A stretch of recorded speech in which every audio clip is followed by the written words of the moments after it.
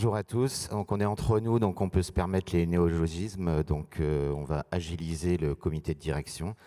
C'est l'histoire qu'on va vous raconter grâce au portfolio management. Donc, le traditionnel remerciement aux sponsors de notre événement et à l'équipe de volontaires. Donc, bonjour, je suis Christophe Puiseux. Je suis en charge de l'un des centres agiles du groupe BPCE. Donc là, vous voyez toutes les marques de notre groupe. Donc je ne vais pas vous parler de la transfo de toutes ces entités, mais bien d'une en particulier, BPCE Assurance IARD, où depuis 2 ans, nous avons mis en place du Lean Portfolio Management notamment. Donc vous savez, ça sert à faire le lien entre la stratégie et l'exécution, et aussi, on le verra, à réconcilier les IT et les métiers, qui ont trouvé ou retrouvé de la confiance et du plaisir à travailler ensemble. Donc 2 warnings. Le premier, c'est qu'on ne va pas vous faire un cours sur le LPM. Donc ceux qui ne savent pas ce que c'est, soit vous nous écoutez sans comprendre, soit vous partez. Et le deuxième, bien évidemment, on n'est pas du tout là pour donner un modèle d'une transfo qu'on considère réussie, mais pour vous raconter notre histoire. Donc on est parti sur la métaphore du bateau, ou de la navigation plus précisément, parce qu'en fait la fin de l'histoire, c'est qu'on a remporté le Grand Prix de l'ESSEC de la Transfo avec notre aventure, et en fait, quand je l'ai appris, j'étais en train de regarder la Coupe de l'Amérique, donc voilà. Mis à part ça, en fait, la métaphore de la voile avec l'équipage, avec l'incertitude de la météo, la route, etc., nous paraissait un bon moyen d'illustrer ce qu'on a vécu. Et avant donc de vous raconter ce succès, Jean-Marie et Laurent vont se présenter. Oui, bonjour à tous. Donc Jean-Marie Frou, moi, coach agile dans l'équipe de Christophe, et j'accompagne donc les différentes entités du groupe, principalement sur des sujets de portfolio. Et donc on a travaillé main dans la main avec Laurent, avec les équipes de Laurent. Depuis un petit moment, merci Christophe et Jean-Marie.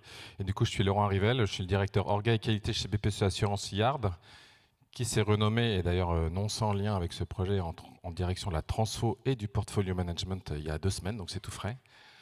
Et BPCE Assurance IARD, c'est quoi? C'est la compagnie d'assurance du groupe BPCE. Ce sont les assurances du coup de dommages qui sont distribuées dans les caisses d'épargne et les banques populaires.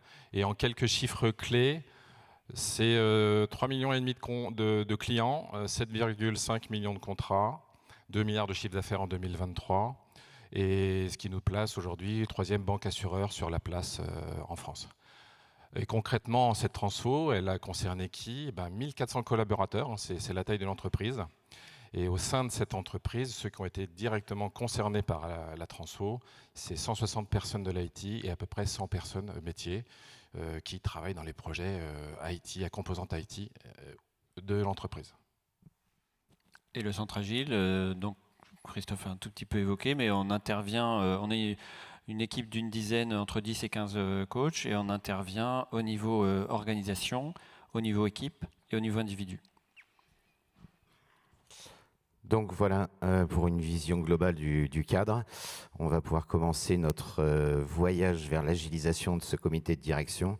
Donc le héros de l'histoire, c'est pas nous, bien évidemment, mais c'est ce CODIR. Donc CODIR, dans notre terminologie, c'est la direction générale de l'entreprise. On en a entendu parler un petit peu hier et aujourd'hui. Un comité de direction, c'est pas tout à fait une équipe comme les autres, c'est un peu particulier. Chaque directeur métier a ses propres objectifs sur son domaine, parfois pas tout à fait alignés avec ceux de son voisin. Par exemple, le directeur de la souscription, il va vouloir vendre beaucoup de contrats. En même temps, celui des indemnisations, lui, il aimerait bien limiter les risques sur les contrats. Voilà, donc c'est une équipe qui n'en est pas vraiment une. Et autre sujet, bien évidemment, ils considéraient que l'agilité, c'est pour l'IT, donc ça ne les concerne pas directement. Donc voilà. Et pourtant, nous, on avait la conviction qu'en les embarquant dans la transfo, c'est bien là que toute l'entreprise pourrait y gagner. Donc c'est cette histoire qu'on va vous raconter. Et cette histoire, du coup, elle a nécessité du temps. Il y avait quand même 3 constats de départ de difficultés que rencontrait l'entreprise. Le premier qui concerne un comité de direction, c'est la difficulté de piloter son projet, ses projets, son portefeuille projet. Le constat, c'était au départ, donc la genèse, l'irritant, le fait marquant qui pousse notre comité de direction à accepter cette transformation agile et à commencer à se faire une idée qu'il faut qu'on change les manières de travailler. C'est concrètement difficulté à arbitrer les projets quand il y a des nouvelles priorités réglementaires qui tombent une année, qu'est-ce qu'on arrête? Une vision locale du portefeuille projet et pas une vision globale. Des exercices annuels que nous impose le groupe pour constituer le budget de l'année suivante, qu'on appelle le PIA, le plan informatique annuel. On est obligé de lancer une démarche fastidieuse, douloureuse de constitution du portefeuille projet de l'année suivante. Ça démarre en mars, ça se termine en octobre, ça mobilise énormément de ressources IT qui vont macro-chiffrer sur la base d'expressions de besoins ultra légères, donc avec beaucoup de difficultés. Et puis le métier qui, lui, est en difficulté et qui passe beaucoup de temps à prioriser, reprioriser, déprioriser en fonction des retours macro-chiffrés de l'IT. Et in fine, on se retrouve aussi avec des indicateurs qui sont sans arrêt remis en question au niveau du comité de direction et des décisions qui sont prises finalement pas par le CODIR, parce que c'est bien l'objet de notre discussion, mais par la directrice générale et parfois en binôme avec la DSI. Alors la directrice du système d'information, c'est pas un DSI chez nous, c'est une DSI. Et in fine, des instances qui existent pour piloter le portefeuille, mais dans lesquelles le CODIR n'est pas réellement impliqué. Voilà un petit peu le constat en termes de pilotage, le contexte dans lequel s'inscrit cette transformation. Le deuxième élément majeur du contexte, il est directement lié, c'est la difficulté de la relation entre l'IT et métier qui s'instaure au fur et à mesure, au fil du temps. S'instaure une relation de client-fournisseur, en fait, entre l'IT et métier, alors qu'on fait partie de la même entreprise. Des métiers qui ne comprennent pas forcément les contraintes de l'IT, qu'elles soient techniques, qu'elles soient financières, enfin budgétaires, de ressources aussi, et puis l'IT qui ne comprend pas forcément les contraintes du métier, de time to market, de concurrence, alors j'enfonce des portes ouvertes, ou de réglementaire. In fine, on a ces contraintes qui ne sont pas comprises, on a des attentes qui ne sont pas forcément partagées, parce qu'on commence à avoir des objectifs disjoints entre la DSI qui doit se réorganiser dans un groupe qui est en train de grossir, BPCE, qui absorbe notre entité. Et à la fin, le constat sur cette relation complexe, c'est des métiers qui ont sans arrêt l'impression que l'IT ne répond pas à ces demandes, qu'elle est trop lente, trop coûteuse, trop chère. Et une IT, une direction informatique, qui lui est en mal total de reconnaissance, alors qu'investit, livre, qu'elle se donne corps et âme et qu'elle livre des projets, mais qui ne correspondent pas forcément aux besoins réellement attendus par le métier. Et tout ça débouche sur une conclusion, une conséquence très humaine de ce projet, enfin de ce contexte, pardon. C'est, du coup, c'est le suivant. C'est un vrai mal-être qu'on perçoit dans les équipes informatiques. Et ce sentiment d'isolement, on le factualise par une enquête satisfaction, enfin pas de façon, une enquête interne qui révèle qu'effectivement il y a un mal-être des équipiers des équipes informatiques. Et ce mal-être va jusqu'à un seuil assez important. On a des équipiers, des managers ou des membres des équipes informatiques qui vont jusqu'à esquiver certains directeurs métiers en faisant des détours dans certains couloirs. Voilà un petit peu le contexte qui pose le début du projet.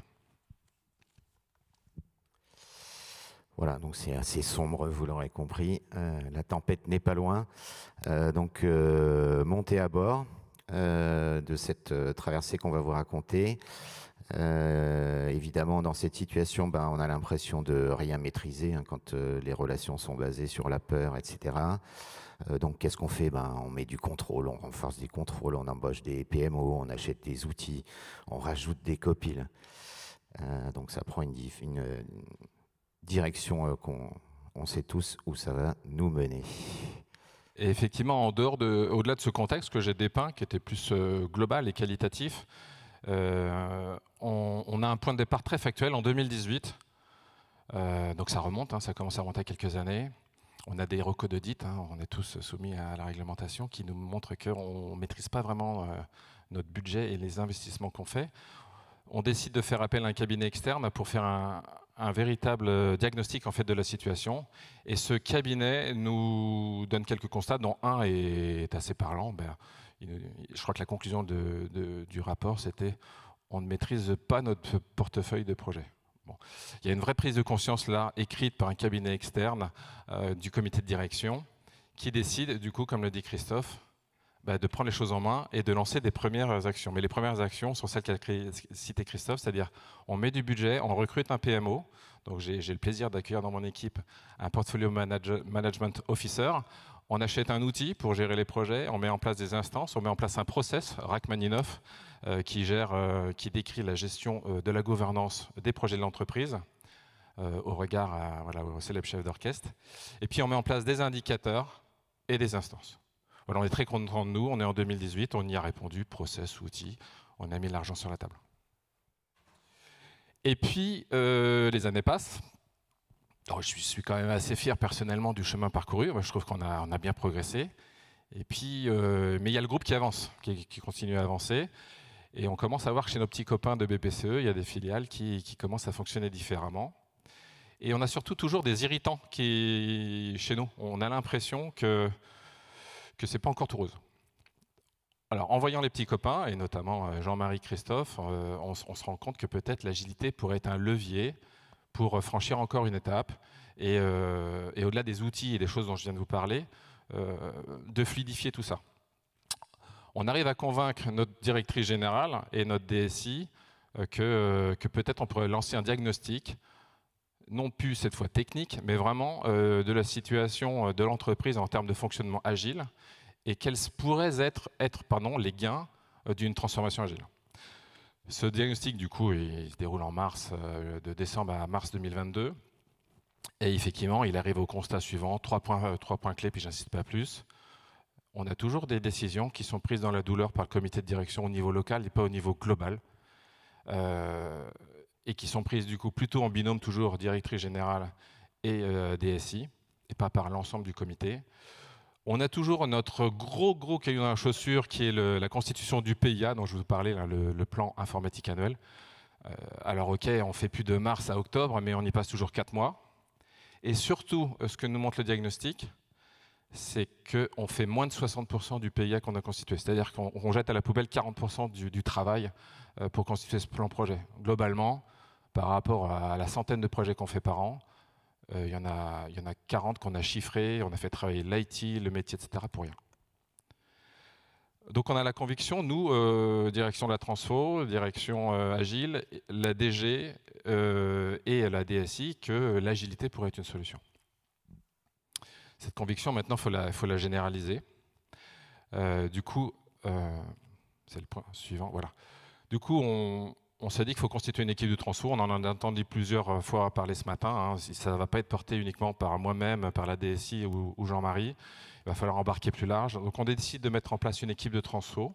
Et la première étape pour mobiliser l'entreprise, ça va être de nous convaincre, de nous forger une conviction de ce qu'allait pouvoir nous apporter l'agile.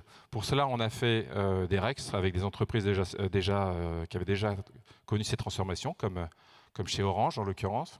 On a fait pas mal de LEX, de Learning Expedition dans des filiales du groupe, et on a embarqué ce petit cœur de transfo, cette petite équipe projet, on était une petite dizaine, 8, dans voilà, des instances, un portfolio sync qui était mené chez Lise de mémoire, des événements, des rituels menés par d'autres filiales du groupe. On a commencé à faire de la culturation et des formations et on a emmené ce petit noyau en formation, du coup, LPM. Ça a été la révélation. Oui, juste un petit mot sur la Learning Expedition. C'est un format qu'on continue d'animer très régulièrement. Alors maintenant, on vient le faire chez BPCE Assurance et RD. On emmène d'autres entités du groupe qui se posent des questions sur comment mieux gérer leur portefeuille de projets. Et on les amène voir comment se passe un rituel portfolio sync, portfolio synchronisation chez BPCE Assurance. Et généralement, c'est un moment très fort pour ces gens qui viennent parce que c'est un peu une révélation, quoi. Ils repartent souvent très motivés. Ça nous apporte beaucoup de travail avec Christophe. Alors, tous ces éléments nous ont permis, nous, équipe Transfo Cœur, de se forger des convictions, d'avoir une vision à long terme. Mais on a pour l'instant embarqué que la DG et le CODIR. Donc il s'agit de ne pas faire peur au reste du CODIR. Donc on construit un cadrage, un dossier de cadrage, très classique. Et cette fois, ce qu'on leur présente, c'est des petits bouts du dossier de cadrage et de la cible à atteindre pour ne pas les effrayer. On leur propose une démarche vraiment pas à pas, très incrémentale par itération. On arrive à embarquer le comité de direction et on obtient une validation en avril 2022. Et là, ce que j'aime bien rappeler à ce moment-là, vous voyez le titre en bas, Agile et vous. C'est très parlant ce Agile et vous, il y avait l'agilité et il y avait nous, BPCE Assurance Yard. Et on a constaté après cet état des lieux, quand on a construit le dossier de cadrage, qu'on était, alors qu'on se disait agile, hein, c'est ce que voilà, tout le monde essaye d'en faire la publicité. En fait, on était adaptable, on était réactif, on n'était pas agile. Donc ça a montré que c'était vraiment, on n'y était pas. Et du coup, là, à l'issue de ce cadrage, on arrive à faire comprendre au comité de direction que ce n'est pas un projet technique qu'on va lancer, ce n'est pas un projet qui va embarquer uniquement les informaticiens, c'est un projet de transformation de l'entreprise. Et que ce projet de transformation de l'entreprise IT et métier devait également embarquer les collaborateurs du développeur jusqu'au comité de direction. Et ce projet est devenu Agile et nous, c'est l'affaire de l'entreprise de se transformer collectivement. Agile et nous, donc c'est un certain nombre de chantiers, dont le chantier gestion de la demande. Et j'étais particulièrement en charge, en binôme avec quelqu'un de chez Laurent, de ce chantier gestion de la demande. Alors moi, gestion de la demande, à ce moment-là, avec tout le diagnostic, l'état des lieux qui a été fait, mes expériences passées où j'avais déjà mis en place un peu des pratiques, des principes Lean agiles dans la gestion de portefeuille sur un plan stratégique et puis dans une entité BPCE Lise dont tu as parlé. J'ai toutes les étoiles du LPM qui s'allument dans ma tête, là ça clignote de partout, je suis comme un petit fou, j'ai envie d'y aller à fond. Et je viens au comité de direction faire une présentation de ce que je propose de mettre en place. Et là, je me suis pris un mur. Ils n'ont rien compris. Et je suis ressorti de là avec un apprentissage, c'est que on va y aller petit à petit. On va y aller pas à pas. On ne va pas leur faire peur avec du vocabulaire technique. Et c'est ce qu'on a fait. Quand on a fait, on a lancé le... Donc moi, j'avais bien une idée de où est-ce que je voulais les emmener. Mais je ne savais pas du tout par où on allait passer. Et puis on a construit notre route ensemble, en fonction des courants porteurs, en fonction des vents. Et le premier portfolio sync qu'on a fait, on a utilisé une instance existante qui s'appelait le CCF. Et donc notre premier portfolio sync ne s'appelait pas portfolio sync, il s'appelait New CCF. Et à partir du deuxième, on a pu l'appeler portfolio sync, mais New CCF, ça faisait peur à personne. C'était quelque chose qu'ils connaissaient, donc qui venait en confiance. Et sauf que pendant ce New CCF, tout ne s'est pas du tout passé comme d'habitude. On a complètement révolutionné la façon de faire ce comité. Le premier portfolio sync, on leur a affiché le Kanban avec tous les projets de l'entreprise. Ça a été pour beaucoup une révélation. On le fait sur un papier parce que c'est le seul moyen de tout afficher. J'ai d'abord fait un petit jeu, un peu d'acculturation. Je les ai fait expérimenter quelques principes Lean Agile qu'on va mettre en œuvre justement dans cette gestion avec le Kanban du portefeuille. Donc travailler sur des plus petites choses, réduire l'encours, les principes du flux terré, etc. Donc on a fait comprendre un certain nombre de trucs en les faisant jouer. Et après qu'on a mis en application, quand on est passé tous devant le portfolio, devant le Kanban. Et là, effectivement, je me souviens encore, ça remonte même si c'était il y a quasiment 2 ans, ça a été un choc visuel.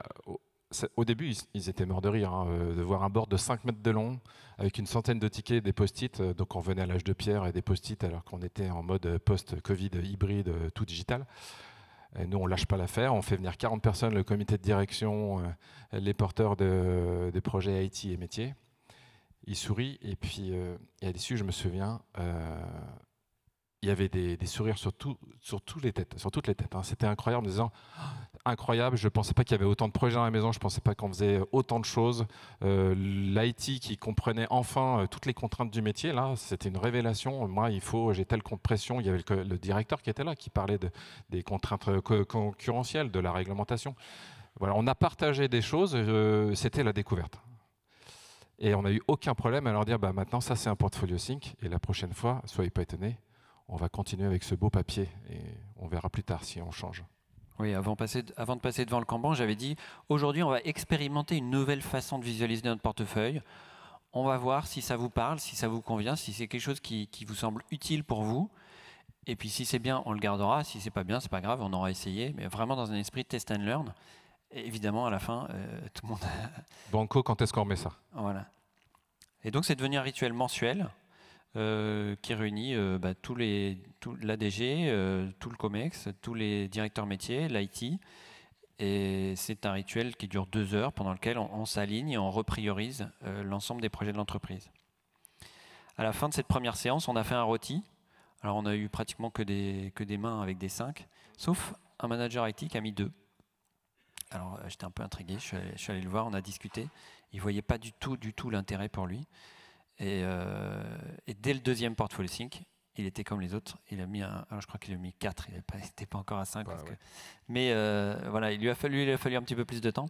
Mais globalement, tout le monde s'y retrouve, tout le monde y voit vraiment un intérêt très fort de comprendre, de savoir aussi qu'est-ce que font les autres directions, comment elles travaillent. Je pense que ce n'était pas chez vous, mais dans une autre entité, il y avait 2 directions métiers qui se sont rendues compte qu'elles faisaient le même projet, chacune de leur côté. Et alors, à chaque nouvelle instance du portfolio sync, parce que ça a lieu tous les mois, à chaque nouvelle instance, j'apportais un nouvel outil, une nouvelle pratique. Alors, soit elle émerge, par exemple, une entité où on a fait un portfolio sync comme ça, dès le premier jour devant le Kanban, il y a un des directeurs qui dit, il prend conscience de tout l'encours qu'il y a, et il prend conscience qu'il va falloir faire de la priorisation, là, qu'on ne va pas pouvoir continuer comme ça. Si on veut qu'il y ait des trucs qui sortent, il va falloir faire moins de choses en même temps. Et donc il dit, mais donc on va devoir prioriser, mais alors selon quels critères? Alors moi je propose la valeur. Et donc il dit, ah oui, mais comment on connaît la valeur de nos projets? Et hop, là j'ai pu donner mon petit outil pour proposer une estimation de la valeur. Tout à l'heure, on a Sylvain qui nous a parlé de sa boussole avec les 6 axes. Bon, nous, on en a 5, des axes de valeur, mais voilà, qui nous permettent d'estimer la valeur relative entre les projets. La valeur, ouais, tu voulais... Business value, voilà, du coup, sur les 5 critères qui sont collaborateurs, clients, financières, stratégiques et réglementaires.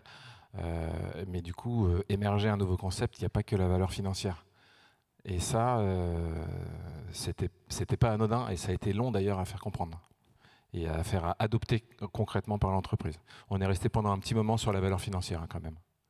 Oui, alors chez Assurance, c'est un petit peu particulier, la valeur, et ils l'ont vraiment mis au cœur du Kanban, parce que la dernière colonne du tableau, qui généralement s'appelle Done ou Terminé, Fini, eux, ils l'ont appelé Suivi de la valeur. Ça veut dire que le projet, il est livré, on a terminé tout ce qu'il y avait à faire, mais en fait, on va quand même le garder sous les yeux, sous les radars, et on va aller mesurer la valeur, l'impact, les bénéfices qu'il va apporter.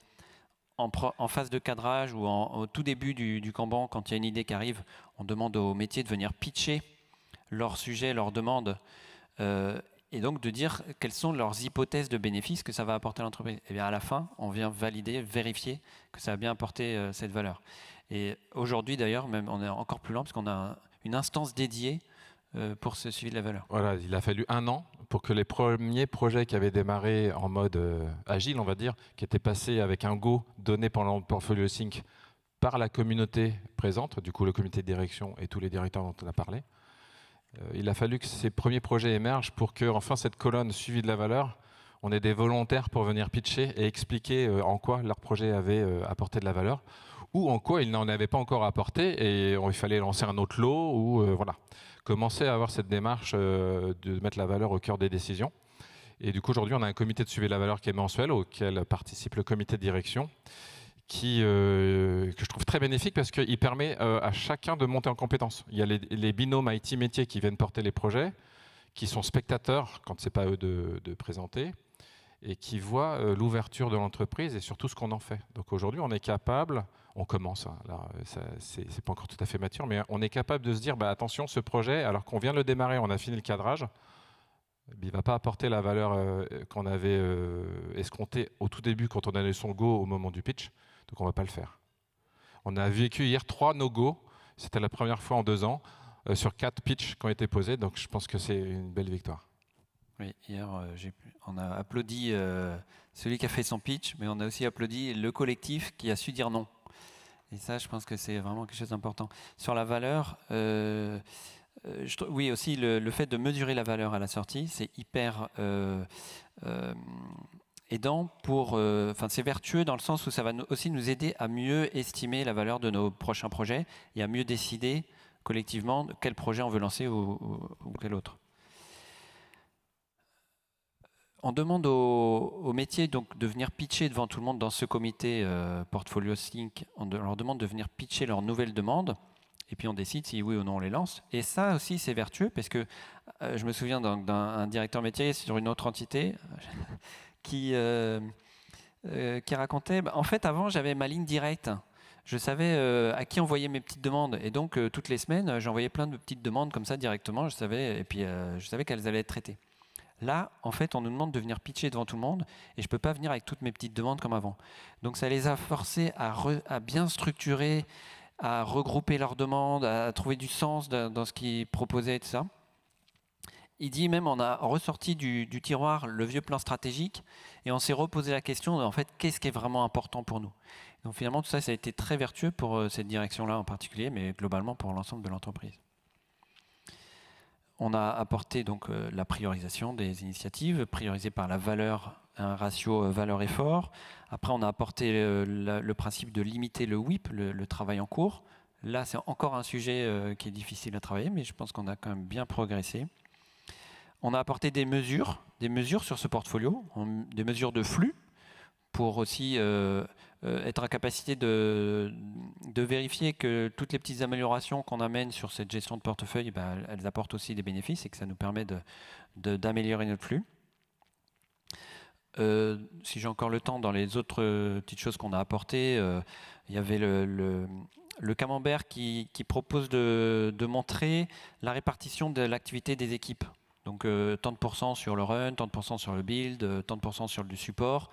Et ça aussi, c'est la première fois finalement qu'on visualisait et qu'on rendait visible en fait ça. Et quand on voit dans le portfolio des projets qui n'avancent pas, de voir que l'équipe en fait, elle a que 30% de son activité qui est sur du projet, on comprend mieux pourquoi le projet n'avance pas. Et donc rendre visible, voilà, c'était toujours l'approche que j'ai proposée, c'est rendre visible. Et à partir du moment où on visualise l'état de notre système par plusieurs dispositifs, donc là le camembert. Et après, on se pose la question, en fait, est-ce que cette répartition d'activités, elle est bonne? Est-ce que c'est vraiment celle-là qu'on veut? Je me souviens de la DG qui interroge le DSI, qui lui demande « Comment vous faites cette répartition d'activités ?» Et il n'avait pas vraiment de réponse. Il dit « En fait, on le subit, on ne choisit pas. » Et donc là, c'est comme ça qu'à deuxième temps, on peut décider de choisir réellement cette répartition d'activités, que ce soit un vrai choix, que ce soit quelque chose dans la stratégie du produit, de l'entreprise, plutôt que quelque chose de subi. Et donc on a fait ça sur cette répartition d'activités dans les équipes. On l'a fait aussi avec les horizons d'investissement. Vous connaissez cette approche McKinsey qui propose de répartir, de guider les investissements par horizon de temps. Donc sur ce qu'on va décommissionner, sur le cœur de notre système ou la vache à lait, ce qui fait vraiment tourner la boutique. L'horizon suivant, ça va être les projets de demain, enfin ce qui arrive pour nourrir l'entreprise demain. Le rattrapage de la concurrence, ouais, pas mal. Rattraper la concurrence. Et puis le dernier horizon, c'est vraiment l'évaluation des innovations. Et donc, pareil, on a montré, voilà l'année dernière, comment vous avez dépensé votre budget dans ces différents horizons. Et voilà, cette année, vu les projections de projets qu'on a, voilà comment on va le dépenser. Est-ce que c'est vraiment ça que vous voulez? Ou est-ce qu'il faut qu'on ajuste? Et ces horizons d'investissement, c'est devenu un incontournable maintenant de la fiche quand ils viennent pitcher un nouveau projet. C'était une vraie prise de conscience du comité de direction de se rendre compte où ils mettaient ses sous. Alors on avait en plus réussi à faire un petit peu d'historique en remontant à 3 ans avant et dire là on subit en fait. On n'a quasiment aucun investissement dans le H2 et le H3, donc H3 innovation, H2 rattraper la concurrence. On met tout dans les vaches à lait et on met tout dans l'obsolescence. Voilà, donc là, maintenant, on a un objectif sur cet indicateur de le faire évoluer. À chaque fois que quelqu'un pitch, on dit est-ce que votre outil va contribuer à de l'innovation, à du H2 ou à du H1 ? Et ça, c'est challenging. Il y a un autre truc auquel je pense, c'est vraiment important, c'est aussi une prise de conscience du comité de direction pendant le portfolio. Je me souviens de cette discussion. Il y avait un ticket qui était sur le board.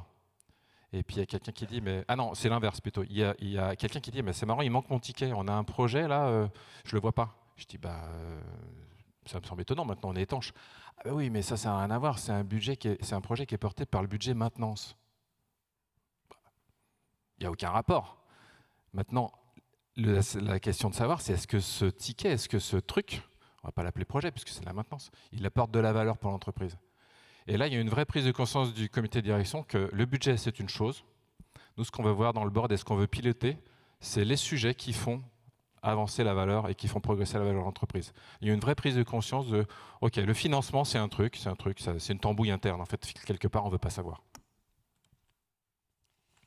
Dernier point, c'est tous les 3 mois, on a instauré ce qu'on appelle la Strategic Portfolio Review, comme préconisé dans le framework SAFE. Tous les mois, Portfolio Sync et tous les 3 mois, Strategic Portfolio Review. On applique à fond, on respecte. Là aussi, au début, on ne l'appelait pas Strategic Portfolio Review parce qu'il y avait le mot stratégique. Alors, on n'avait pas vraiment, on n'avait pas le droit. Donc, le premier, il s'appelait Portfolio Sync and Review. Et une review. On avait rajouté un petit mot discrètement à la fin. Et en fait, ça fait quoi? Ça fait un peu plus d'1 an maintenant que ça tourne. Et c'est seulement aujourd'hui que dans la Strategic Portfolio Review, on commence à parler stratégie. On l'appelle maintenant Strategic Portfolio Review vraiment. Et on a comme ambition de vraiment suivre dans ces instances-là l'exécution du plan stratégique et que ça soit vraiment pleinement intégré dans le pilotage du portefeuille. Ce que ça cachait derrière, c'était la nécessité d'embarquer le directeur de la strat et membre du CODIR. Mais nous, la direction de l'orga et de la transfo, on n'était pas au sein de la direction de la strat. Donc, il y avait aussi le temps qu'il fallait pour faire comprendre au collectif du comité de direction que ce n'était pas un outil de Laurent Rivel ou de l'orga, c'était un outil du collectif, ce portfolio stratégique, ce Strategic Portfolio Review, et qu'on allait aider à la déclinaison et à la mise en œuvre du plan stratégique. Voilà, tout ça pour dire qu'au fur et à mesure de nos portfolios sync, on a acculturé, formé, transformé en fait même le comité de direction qui est pleinement acteur de cette instance. Et on passe en phase de généralisation. C'est ce que je voulais. Ouais, c'est pas grave. On nous fait signe qu'il reste 10 minutes, mais on va être bien. Eh ben, c'est parfait, on va pouvoir parler de la généralisation. La phase de généralisation, alors on a expérimenté beaucoup de choses dans ce chantier gestion de la demande. Il y a d'autres chantiers en parallèle qui eux aussi ont expérimenté des choses. La généralisation, ça a été fait de dire maintenant on déploie partout et puis ça devient la norme. Et ça a été d'autant plus facile que le comité de direction s'étant transformé par cette instance Portfolio Sync, en dessous, les domaines, les produits, ils avaient juste envie de prendre exemple sur ce qui avait été fait. On avait un comité de direction qui n'était pas sponsor, qui était vraiment acteur de cette agilité d'entreprise. Et là aussi, on l'a fait toujours dans cette démarche amélioration continue, pas Big Bang, on change tout du jour au lendemain. Bon, et maintenant, donc, job done, messieurs, c'est terminé, la transfo, c'est ça? Eh ben non, il va falloir garder le cap. On savait bien, bon, vous l'avez compris, Jean-Marie, en ayant pris connaissance du contexte, a bien perçu que toute la boîte à outils LPM allait pouvoir servir. Des apprentissages, l'élargissement petit à petit du périmètre concerné. Mais voilà, cette impulsion du CODIR va permettre de garder l'élan en fait, puisqu'ils sont partie prenante dans le changement, ils acceptent d'expérimenter au fur et à mesure. Donc cette transfo, c'est un projet sans fin en fait, c'est comme la longue route de Moitessier, si vous l'avez lu, il n'y a pas de ligne d'arrivée en fait, on va faire des tours du monde. Et on n'a pas trouvé encore tout à fait le mot pour enlever le mot transfo, mais la transfo permanente est activée, on va dire, avec cet état d'esprit apprentissage. Et du coup, pour conclure, il y a une prise de conscience, du coup, parce que le titre c'était l'agilisation du CODIR, il y a une prise de conscience maintenant qui s'est faite que on était tous dans le bateau maintenant, que la traversée n'allait pas s'arrêter, on n'allait pas arriver sur un continent et puis on s'arrête. Donc on fera des pauses par des îles, des continents, mais on sera toujours en mer. Et aujourd'hui, malgré cela, on peut dire quand même, on fait un petit recul, on prend un petit recul sur ce qui s'est passé. Et je peux dire qu'on a vraiment réussi, et on en est fiers collectivement avec le Centre Agile, avec mes équipes et nos partenaires de l'IT, à agiliser le CODIR. Aujourd'hui, il y a quelques marqueurs forts que je trouve vraiment frappants et que j'ai envie de partager avec vous. On a arrêté le PIA, le truc horrible dont je vous ai parlé, le plan informatique annuel. qui durait 4 mois, qui mobilisait la moitié de mes équipes et l'IT et les métiers. Ça y est, c'est fini. Il y a une vraie confiance du comité de direction qui dit ils sont là, ils voient ce qui se passe grâce au portfolio Sync. Ils mettent 30 millions sur la table pour les projets informatiques et ils savent qu'on va faire le meilleur usage de ces 30 millions. Et ils vont voir le résultat par les portfolios Sync. Donc ce n'est pas la peine d'aller s'embêter à identifier ce qu'on va faire peut-être dans un an. Ils vont voir ce qu'on va faire et à chaque mois, quand on lance un projet, ils vont être là pour décider avec le collectif. Donc ça, c'est le premier marqueur, je trouve génial. Même si pour le coup, ça a été difficile de faire comprendre au groupe qui avait besoin de savoir comment on allait utiliser nos 30 millions. Mais ça vient aussi, le groupe aussi évolue. Le deuxième point, je trouve hyper marquant, c'est la délégation. Je vous ai dit au début, le comité de direction, il décidait, c'était vraiment la directrice générale qui décidait. Là, aujourd'hui, comme ils voient ce qui se passe, il y a une vraie délégation qui est faite au N-1 ou N-2 sur des sujets sans que ça soit remis en question. Et ça, c'est hyper fort. Et donc, nos binômes agiles, product manager et manager de produits côté IT, ont vraiment une délégation sur la gestion du portefeuille des projets. Et puis enfin, le dernier point, je pense important, et je le trouve assez exceptionnel, c'est la première fois que j'aurais pas imaginé ça il y a 2 ans, et on en faisait ce bilan avec Jean-Marie. Notre comité de direction qui était high level, qui parlait strat, aujourd'hui on les voit participer à des réunions très opérationnelles comme le portfolio Sync ou le comité de suivi de la valeur. Et j'aurais pas imaginé notre DG, que je ne citerai pas là, jouer à la balle comme elle l'a fait un jour quand Jean-Marie est venu avec un Energizer pour nous expliquer comment on allait tirer le flux. Ça, c'était génial. Et encore pas plus tard que la semaine dernière, j'ai obtenu le go du comité de direction pour qu'ils participent tous collectivement à une formation Lego Serious Game avec l'ensemble de leur COMEX.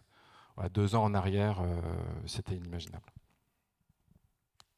Dans la suite de cette transformation permanente, il y a mieux raccrocher la stratégie aux initiatives qu'on suit dans ce LPM. Et puis, la prochaine étape aussi, c'est les OKR. On a expérimenté sur une direction qui a montré des très très bons résultats. Ouais, je ne vais pas m'attarder là-dessus. Non, mais voilà, on a encore des belles choses à réaliser. Du coup, pour laisser la place aux questions.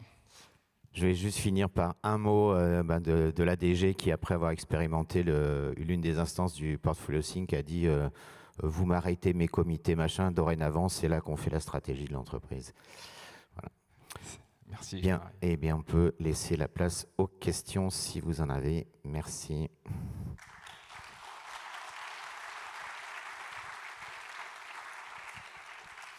Merci messieurs, on va passer à la première question. Oui, bonjour messieurs, Alexis Gigleux pour la société MC2I. Merci pour cette conférence qui était très enrichissante. Est-ce que vous auriez la possibilité de nous lever un petit peu le voile sur cette fameuse étape finale du Kanban, quand vous dites on va mesurer la valeur, qui mesure un peu, comment il mesure, qu'est-ce qu'on mesure? Est-ce que c'est quelque chose que vous pouvez nous partager?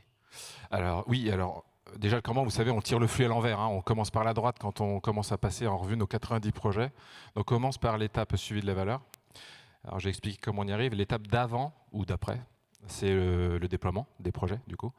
Quand on arrive à cette étape de déploiement, on fait parler donc tous les binômes IT métiers qui sont présents, les directeurs, est-ce que le projet est terminé?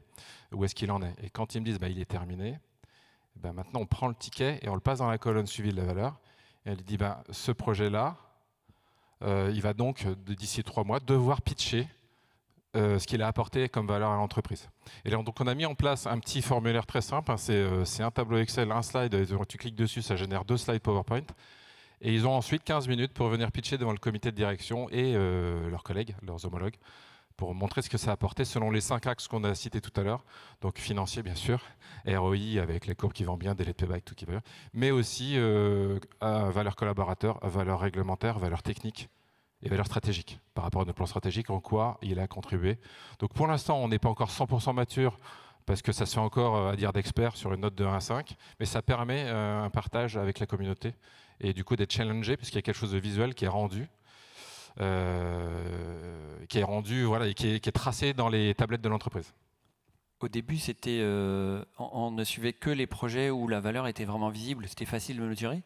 Et hier, il y a une avancée particulière qui a été, je trouve, qui a été faite. C'est qu'il y a un projet, on dit, celui-là, on le passe en suivi de la valeur. Il a répondu, non. Si, on va le mettre. Puis s'il n'y a que du coup, on va montrer qu'il n'a pas apporté. Voilà, on va le montrer, oui. Pardon. que ça répond à votre question? Merci. Question suivante.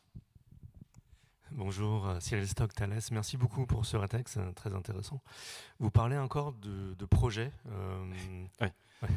Et à quel moment, alors est-ce que c'est dans votre trajectoire ou bien est-ce que c'est fait, à quel moment vous êtes passé sur des initiatives agiles ou des épiques, puisque vous parlez de Safe, avec le rôle associé d'Epic Owner?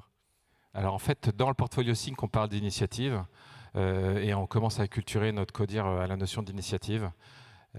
On a le double langage aujourd'hui, effectivement. Et dans nos outils de gestion, parce que je ne t'ai pas dit, c'est qu'on n'a pas touché à la poubelle, on a gardé Clarity, on a gardé un outil de gestion, c'est la notion de projet. Donc on est en double existence. Mais en tout cas, dès qu'on forme, dès qu'on est en phase de formation et qu'on est en phase d'apprentissage, on parle d'initiative. Et le distinguo qu'on a fait, c'était que pour un projet, pour essayer de simplifier les choses, pour un projet, il peut y avoir plusieurs initiatives qui correspondent au lot. Et les tickets qu'on va suivre sur le portfolio, sur le Kanban, c'est des initiatives en fait. Oui, ça nous a beaucoup aidé à découper. On avait parfois des très gros projets qui restaient très longtemps dans la colonne In Progress. Et donc, ça l'a rendu visible. Alors, encore une fois, c'est l'effet toujours cette approche, rendre visible les choses et puis après décider qu'est-ce qu'on en fait. Et aujourd'hui, on découpe beaucoup plus dans la phase de cadrage. Quand on veut lancer une initiative un peu importante, elle est beaucoup plus découpée, ce qui permet déjà de livrer des choses plus tôt. Et puis aussi, c'est plus facile de s'arrêter si on a une autre initiative ou un autre lot d'une autre initiative qui nous paraît apporter plus de valeur. C'est plus facile d'arrêter ces gros projets, quoi. La notion d'EPIC, on ne l'a même pas encore abordée avec le CODIR, mais ils seront à la formation Lego Serious Game le 16 décembre. On incrémente. Merci. Question suivante. Bonjour, Aminatovic, responsable pilotage stratégique chez Banquedel. J'ai une question, parce que tout à l'heure, vous avez évoqué notamment la problématique de répartition de charges des équipes entre le build, le run et les effets en fait, que ça peut avoir justement sur la maîtrise finalement de la délivrabilité. Est-ce que vous avez opéré des changements pour avoir des équipes dédiées run et des équipes dédiées build? Comment vous gérez cette problématique? On a fait le changement inverse, puisque avec la transformation agile, on a unifié les équipes build, maintenance évolutive. Donc on a dans le build, on a maintenance évolutive et le build pur, et la corrective, c'est les mêmes équipes maintenant. Donc ça, on a plutôt fait ce chemin inverse. Par contre, ce qu'on déploie, c'est la mesure. C'est la mesure, et ça n'existait pas avant. Avant, la mesure, c'était simple, c'était l'équipe A, elle fait de la maintenance, donc elle pointe sur Clarity, on sait où va le budget maintenance.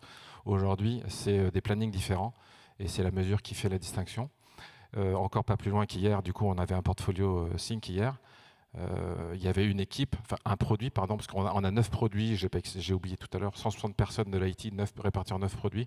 On a un des 9 produits, pardon, il était qu'à 30% de consommation de son budget build, alors qu'on devrait être 67%, on est fin août. Donc là, il y a une alerte qui est partagée. Où est passé l'argent? Pourquoi est-ce qu'ils ont focusé? Mais voilà, on le pilote maintenant par l'indicateur, pas par la répartition des équipes. Merci. Encore 2-3 questions. Bonjour, Laurane Poiris, je pilote le LPM pour NJ Pro. Et du coup, vous avez parlé d'un grand Kanban là, qui faisait plusieurs mètres et qui avait pas mal interpellé. Est-ce que c'est quelque chose que vous avez cherché à réduire et à condenser en termes de volume d'affichage de projet, par exemple par des filtres, de l'agrégation ou des choses comme ça, ou plutôt vous avez voulu être exhaustif et montrer un panorama très très large? L'approche, c'est plutôt de tout montrer. Enfin, on s'est défini un seuil à partir duquel ça doit apparaître. La notion d'initiative, c'est 50 jours hommes IT métier, par exemple. On prend pas en dessous. Mais l'idée, c'est plutôt de tout afficher, que tout soit visible et qu'on prenne vraiment conscience de l'importance du stock, quoi. Et même une deuxième partie de la réponse, je pense qu'il y a eu des pressions au bout de 6 mois, 1 an, avec les habitudes de télétravail qui ont été prises par les entreprises de digitaliser. On a tenu bon. Moi, j'ai refusé. Je pensais qu'on n'était pas encore assez mature dans cette transformation et dans l'acculturation pour jouer avec ce flux tiré. Et je pense qu'on a bien fait. Maintenant, ils ne remettent plus en question. Je pense que c'est présentiel. On est tous là autour du board. Ils se lèvent. Ils viennent eux-mêmes prendre leur ticket. Et ça, j'y tiens vraiment. C'est les binômes IT métiers de chaque produit qui viennent prendre leur ticket, qui le font passer d'une étape à l'autre. Et quand ils sont là et qu'ils disent « Ah mince, ce ticket, ça fait longtemps qu'il est là », c'est eux qui parlent. C'est plus mon équipe, quoi. Et ça, c'est vraiment fort. Hier encore, il y en a un, il a reculé de 2 cases. J'ai dit comment c'est possible? Il était en déploiement, finalement, il revient en cadrage, ils se sont loupés, quoi. Alors là, c'est visible, tout le monde l'a vu, on était 40. Il y a une autre filiale du groupe qui a complètement digitalisé donc l'Axoon, le Kanban, et qui du coup fait des portfolio sync à distance. On perd évidemment en visibilité. On ne peut pas sur un écran voir la totalité des tickets. Donc il n'y a rien aujourd'hui pour nous qui remplace vraiment le board papier. Et ceux qui le font en digitalisé, bon, ils disent que ça fonctionne bien, mais je pense qu'il y a des choses du coup qu'ils ne voient plus.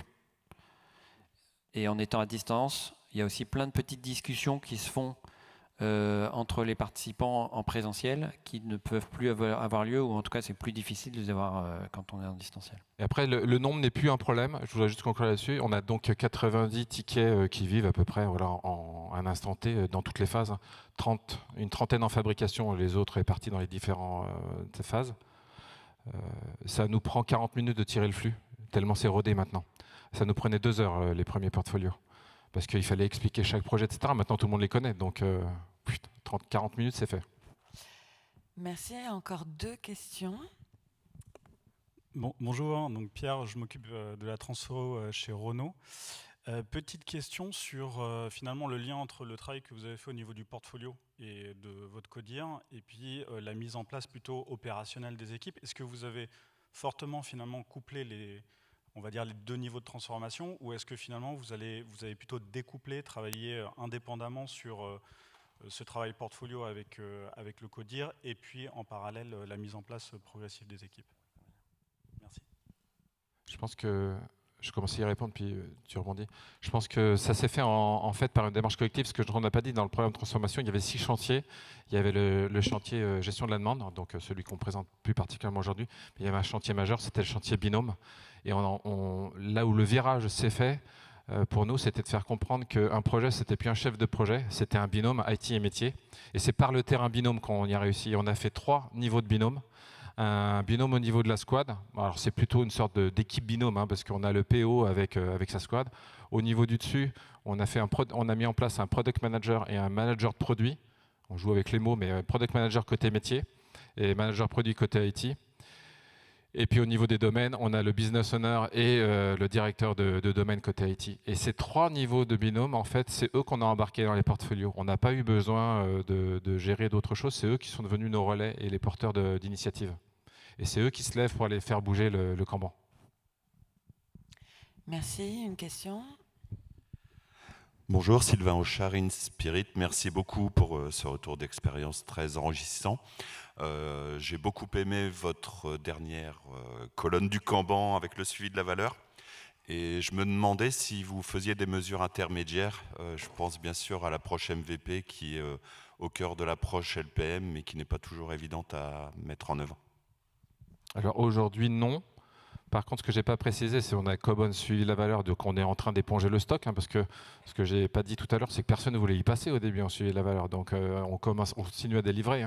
Donc on en avait 35 à un moment dans cette colonne suivi de la valeur, il fallait éponger le stock. Donc ça y est, on est en train de l'éponger, grâce au comité de suivi de la valeur qui est mensuel, on en fait passer 7 par 7. Il y a ceux qui viennent pitcher, 6 ou 7. Et puis il y a tous ceux qui n'ont pas le choix, qui doivent quand même faire le suivi de le bilan, la valeur qui est envoyée au comité de direction. Enfin, il y a la différence entre le pitch et le produit. Donc on éponge le stock. Ça, c'est ce qu'on appelle le suivi de la valeur à chaud. On n'en fait pas encore avant, mais on va en faire après. C'est-à-dire que tout projet qui démarre, il s'engage dans une démarche de long terme. On est à l'assurance, c'est des produits qui mettent du temps aussi à se déployer, à avoir leur retour sur investissement. Du coup, on a une direction efficacité opérationnelle qui va suivre l'apport de valeur tous les 6 mois pendant 3 ans. Sur la base de ce, nous, on lui apporte un premier état photo à chaud, et ensuite, ils vont rechallenger les chiffres tous les 6 mois. L'approche Lean Startup en phase d'implémentation, on ne l'a pas encore mise en place. La première étape, ça a été de mieux découper nos projets. Donc ça, c'est déjà une première chose. L'apport du suivi de la valeur, ça va nous aider. Mais on n'est pas vraiment encore dans cette dynamique où on décide régulièrement si on s'arrête ou si on continue. Par contre, il y a une petite avancée, une petite percée que je trouve intéressante, c'est qu'on a fait comprendre qu'un MVP ou un POC ou un POV, ce que vous voulez, c'est un lot 1, c'est une première initiative. Donc, initiative ou lot. Donc, on leur fait comprendre que c'est l'initiative 1. Avant, c'était un truc du projet. Mais du coup, maintenant, la différence, c'est qu'il y a un suivi de la valeur à l'issue du MVP. Donc, quelque part, si le MVP n'a pas fonctionné, on est capable de dire non aux autres lots, alors qu'avant, ça serait passé en dessous des radars. Ouais. On peut dire qu'on a un premier pied dans la porte, là. Dernière question de la dernière des dernières. Avant la suivante. Bonjour, Laetitia Ternier, coach chez Le Bon Coin. Merci pour votre présentation. Donc ma question, elle est plutôt autour de la politique. On se rend compte qu'au final, via une nouvelle façon de gérer le portefeuille de projets, on arrive à une redistribution des pouvoirs et une autre façon de décider. Et peut-être que je me dis qu'il y a des perdants dans l'histoire. Est-ce que vous avez été confronté à ce type de difficultés ? Moi, je peux raconter une petite anecdote. Hein. J'en ai une aussi. En portfolio sync, j'explique une nouvelle pratique, enfin voilà, un truc que je voulais mettre en place. Je ne sais plus ce que c'était. Et j'ai la DG assise devant moi, là au premier rang, qui me remet à ma place et qui m'explique que vous n'allez pas m'apprendre à gérer mon entreprise. Voilà. Ça fait rire tout le monde, mais j'ai repris mes affaires, je suis parti, je reviendrai la prochaine fois. Donc peut-être que c'est moi le... Je pensais effectivement, c'est la bonne anecdote à laquelle je pensais quand il s'est fait remettre à sa place.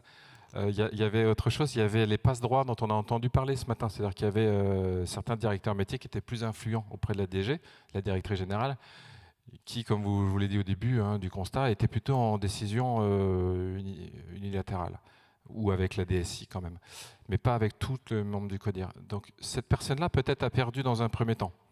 Mais en fait, aujourd'hui, c'est devenu un de nos alliés.